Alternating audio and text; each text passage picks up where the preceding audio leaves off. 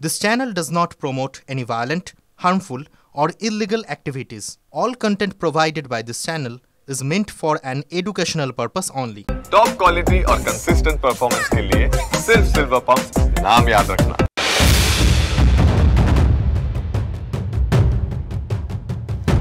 নমস্কার, দেখছেন টিভি9 বাংলা। রয়েছে আমি শুভজিৎ মিত্র। ঘড়ির কাঁটা 11টা মানেই 11টায় 11।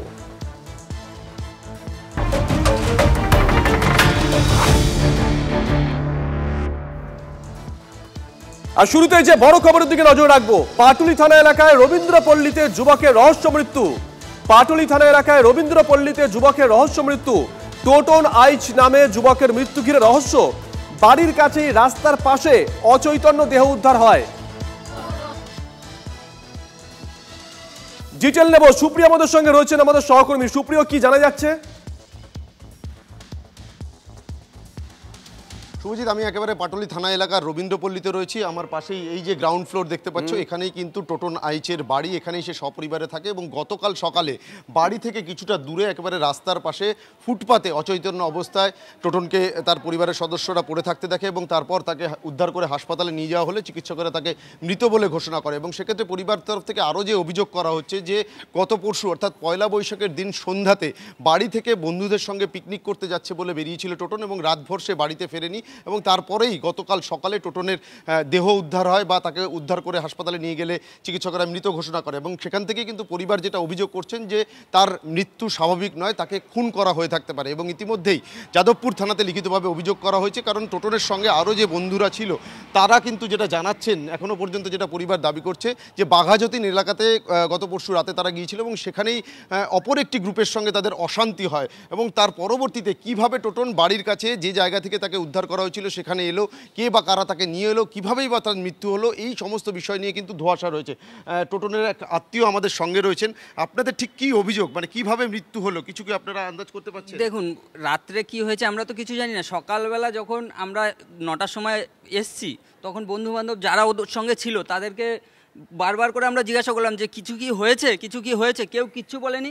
পরেক্ষণে একজন নাকি 1:30টার সময় দেখেছে একটা বন্ধু, সে বলেছে যে তোরা তো 1:30টা অবধি এখানে ছিলিস, তারপরে তোরা কি হয়েছে তোরা বলবি না? তোরা বন্ধু বান্ধব, ওই বন্ধুরা সকলে একসঙ্গে ছিল, সব বন্ধুরা একসঙ্গে ছিল। তারপর যেখান থেকে ওকে পাওয়া গেল সেখানে কিভাবে এলো, কে দিয়ে গেল, কিচ্ছু, সেগুলো সব কিছু ধোঁয়াশা।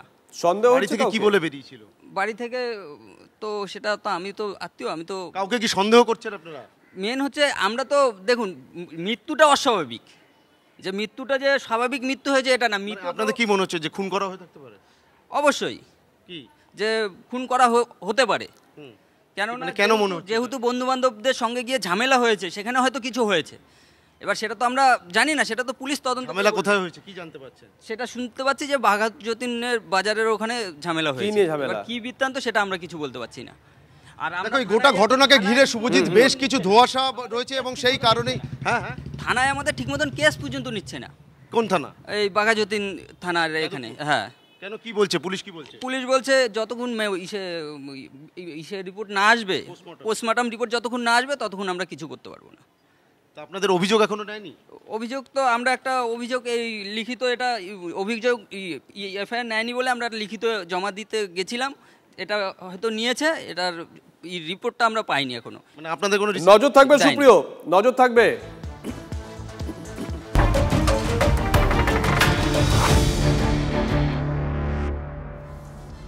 নন্দীগ্রামের দিকে নজর রাখবো। নন্দীগ্রামে গরু পাচার আটকাতে গিয়ে আক্রান্ত পুলিশ। পুলিশের গাড়ি চালককে পিষে মেরে দিল দুষ্কৃতীরা।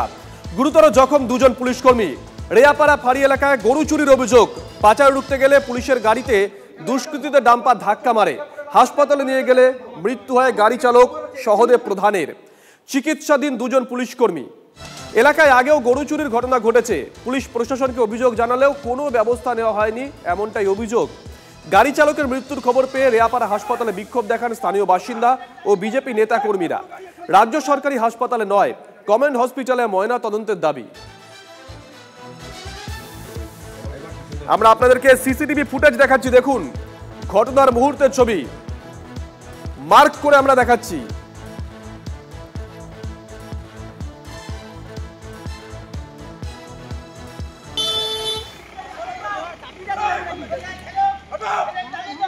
একটা কোনো গাড়ি একটা এর আগে বহুবার সার্টিং হয়েছে, অবজেকশন জানিয়ে কিছু করেনি। আজ মরিতন চলেছে। ও থানাতে ঘেরাও করে ঘেরে জ্বালিয়ে দাও,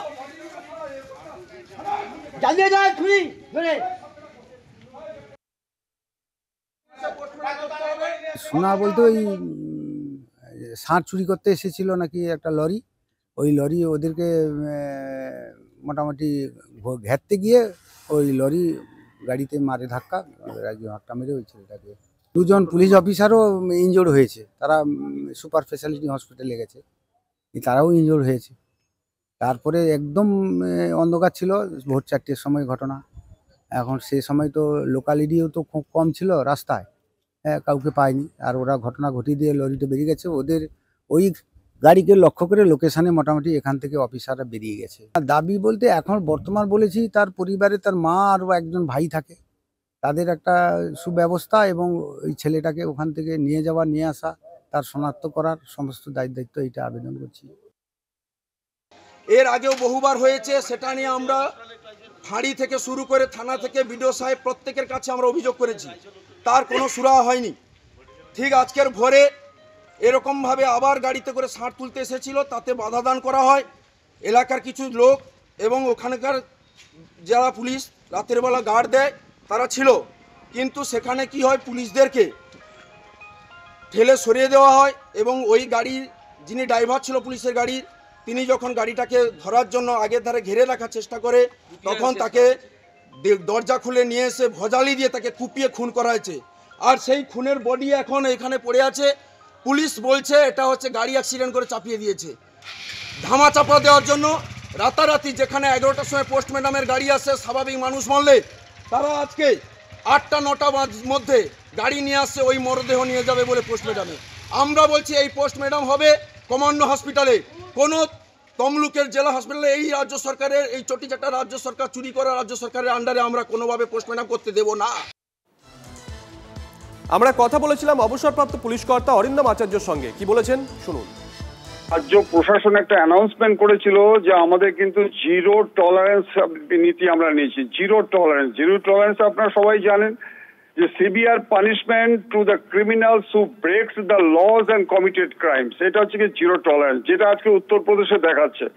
তাদের উপরে অত্যাচার হচ্ছে কেন, তাদেরকে কেন আজকে মারছে, তাদেরকে কেন আজকে বাধা দিচ্ছে, তাদেরকে কেন আজকে রেস্ট্রেন করা হচ্ছে, কারণ এই যারা গরু পাচার বলুন, এই যারা আজকে বালি পাচার বলুন, তারা আজকে শাসক দলের এক শ্রেণীর রাজনৈতিক নেতাদের মদতে চলছে, যার জন্য তারা পুলিশকে আজকে বৃদ্ধাঙ্গুষ্ঠ দেখাবার জন্য এত বড় সাহস পেয়ে যাচ্ছে।